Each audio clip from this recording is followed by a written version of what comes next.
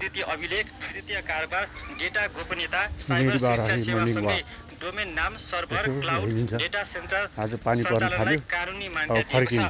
विद्युतीय अभिलेख सुरक्षित सबैको सुरुमा नेपाल सरकार बाधी हुने भनिएको छ। सूचना प्रविधि र साइबर सम्बन्धी विधेयकमा पहिचान गरिएका 22 वटा सूचना प्रविधि तथा साइबर सुरक्षा सम्बन्धी विधेयक संसदमा दर्ता गराएको हो। तत्कालीन सञ्चार तथा सूचना प्रविधि मन्त्री गोकुल बास्कोटाले अघिल्लो संसदमा सूचना प्रविधि सम्बन्धी विधेयक ल्याउनु भएको थियो। भएपछि लामो समय संसदले त्यसलाई अगाडि बढाउन सकेन। अन्ततः प्रतिनिधि सभाको विघटनसँगै सो विधेयक निष्क्रिय हुन पुगेको थियो। त्यसको 6 वर्ष पछाडि सरकारले नयाँ विधेयक संसदमा पेश गरेको हो। विधेयकमा डिजिटल हस्ताक्षर, डोमेनको दर्ता तथा व्यवस्थापन, सूचना प्रविधि व्यवसाय, सेवा प्रदायक, साइबर सुरक्षा केन्द्रको स्थापना सम्बन्धी विषय समेटिएका छन्। साइबर नियमन, सुरक्षा तथा कसुर र सजायलाई विधेयकमा बढी प्राथमिकता दिइएको छ। कसुर तथा सजायको प्रावधानलाई व्यापक बनाइएको छ। विधेयकले पूर्व अध्यक्ष तारानाथ दाहालले बताउनुभयो। सबै दफालाई एकमुष्ट फौजदारी कसुर बनाइनु गलत भएको उहाँको भनाइ छ।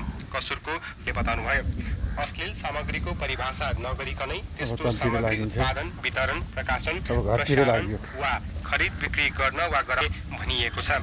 अनुसन्धान प्रयोजनका लागि सञ्चारको विषयवस्तु प्रसार हुँदाहुँदैको अवस्थामा सङ्कलन र अभिलेख गर्न सकिने प्रावधानमा स्पष्ट आवश्यक रहेको दाहालले बताउनुभयो।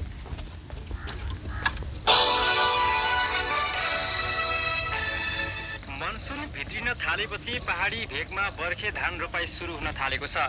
मध्य पहाडको नेपाल कृषि अनुसन्धान परिषद नायकले जनाएको छ।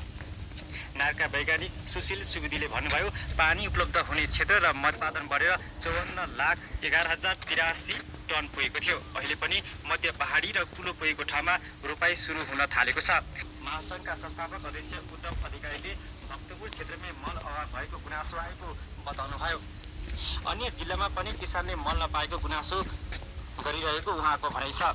जानकारीका अनुसार सबै बालीका लागि करिब 12 लाख टन रासायनिक मल आपूर्ति गर्न सके कुनै बालीलाई अभाव हुँदैन। औसत 7 लाख टन रासायनिक मल उपलब्ध गराउन सके पनि सर्वसाधारणबाट गुनासो आउँदैन, तर उपलब्ध गराउन सकेको छ, जसले गर्दा पनि सबै किसानले मल पाउन सकेका छैनन्। अखिल नेपाल किसान चालु आर्थिक वर्ष सकिन 1 महिना मात्रै बाँकी हुँदा गत आर्थिक वर्षको मार्गस्थ परिमाण समेत गरेर 3,38,7 टन युरिया, 1,11,782.1 टन मन्त्रालयको तथ्याङ्क छ।